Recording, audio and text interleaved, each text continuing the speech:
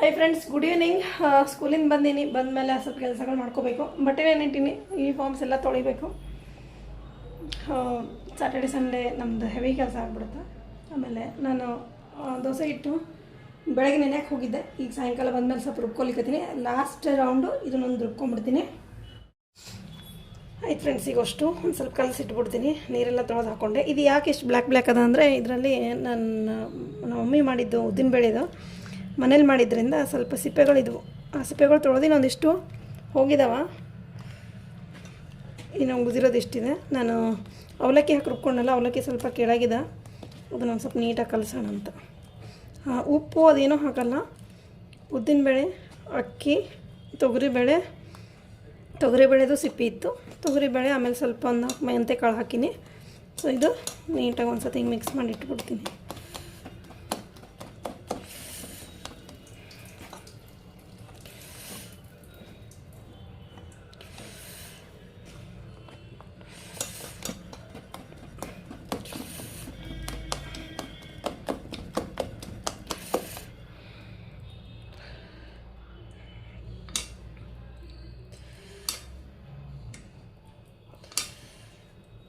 ಇವತ್ತೆಲ್ಲ ಬಾಟ್ಲೆಲ್ಲ ತುಂಬಿಸಿ ಇಟ್ಕೊಂಡ್ಬಿಡ್ತೀನಿ. ನಾಳೆಗೆ ಆಗಲ್ಲ ನನಗೆ. ನಾಳೆ ಬೇಗ ಸ್ಕೂಲು ಜಲ್ದಿ ಅಂದರೆ 8 ಗಂಟೆಗೆ ಅಂದ್ರೆ ನಾನು 7:30 ತನಕ ಎಲ್ಲ ಮುಗ್ದಿರ್ಬೇಕು ಅಂದ್ಕೊಂಡ್ರೆ. ಇಲ್ಲಿ ನೋಡ್ರಿ, ಇಷ್ಟು ಉದ್ದಿನಬೇಳೆ ಸಿಪ್ಪೆ ಎಷ್ಟು ಬಂದವಲ್ಲ.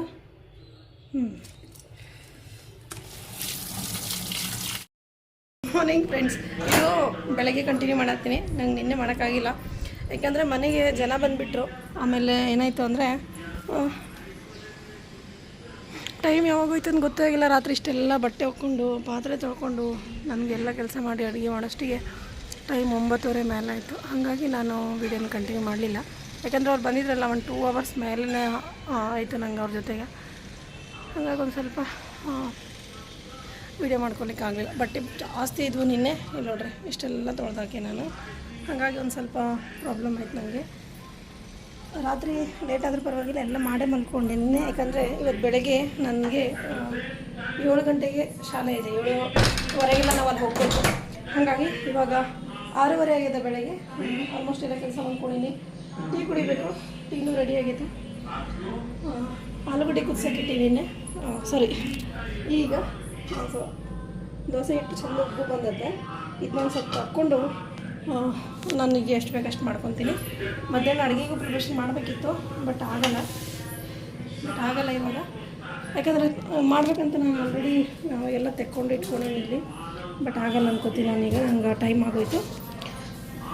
ಮತ್ತು ಸ್ಕೂಲಿಗೆ ಹೋಗೋದ್ಮೇಲೆ ಸಿಗ್ತೀನಿ. ಇದೇ ಇಷ್ಟು ನನಗೆ ಗಡ್ಬಡಿ ಇರೋದ್ರಿಂದ ಸ್ವಲ್ಪ ನಾನು ಡೈಲಿ ಲಾಗಿನ್ಸ್ ವೀಡಿಯೋನ ಹಾಕ್ತೇನೆ ಅಷ್ಟೇ. ಇವತ್ತು ನಾನು ಮನೆ ಕಡೆ ಹೋಗ್ತೀನಿ. ಮನೆ ಕಡೆ ಹೋದರೆ ಒಂದಿಷ್ಟು ವೀಡಿಯೋನ ನಿಮ್ಮ ಜೊತೆಗೆ ಶೇರ್ ಮಾಡ್ತೀನಿ.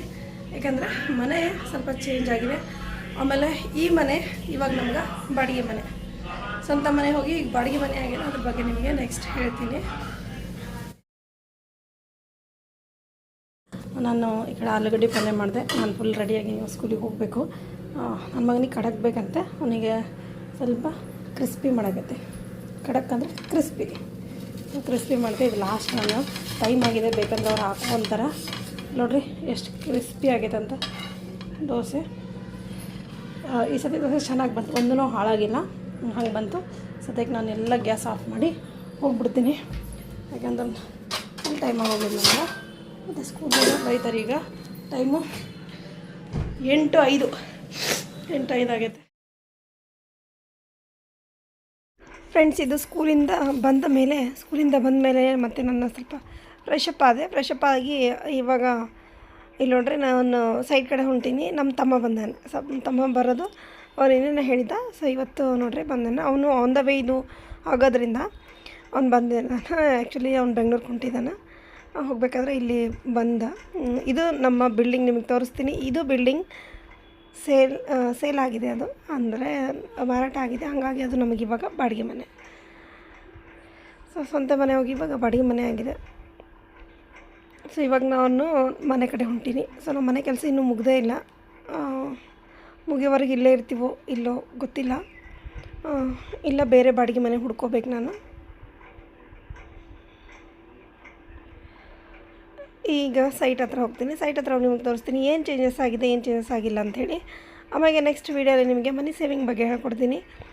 ನಾನು ಸಾಕಷ್ಟು ಜೀವನದಾಗ ಭಾಳ ಕಷ್ಟಪಟ್ಟಿದ್ಮೇಲೆ ನಾನು ಒಂದು ಸ್ವಲ್ಪ ತಿಳ್ಕೊಂಡ್ಮೇಲೆ ನನ್ನದೇ ಆದ ರೀತಿಯಲ್ಲಿ ನಾನು ಒಂದು ಸ್ವಲ್ಪ ಸೇವಿಂಗ್ಸ್ನ ಸ್ಟಾರ್ಟ್ ಮಾಡಿದೆ. ಅದು ನನಗೆ ಭಾರಿ ಒಳ್ಳೆಯದಾಯ್ತು ಮುಂದೆ.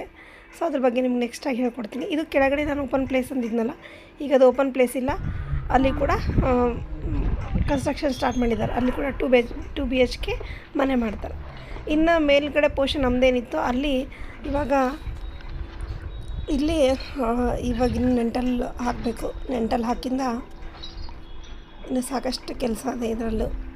ಯಾವಾಗ ಮನೆ ಮುಗೀತೋ ಗೊತ್ತಿಲ್ಲ. ಮನೆ ಮುಗಿಯೋಕ್ಕಿಂತ ಮುಂಚೆನೇ ಮನೆ ಖಾಲಿ ಮಾಡೋದು ಬರುತ್ತೋ ಏನು ಬರುತ್ತೋ ಗೊತ್ತಿಲ್ಲ. ಆದಷ್ಟು ಜಲ್ದಿ ಇವಾಗ ಮನೆ ಮುಗಿಸ್ಬೇಕು ಅಂತಿದ್ದೀವಿ.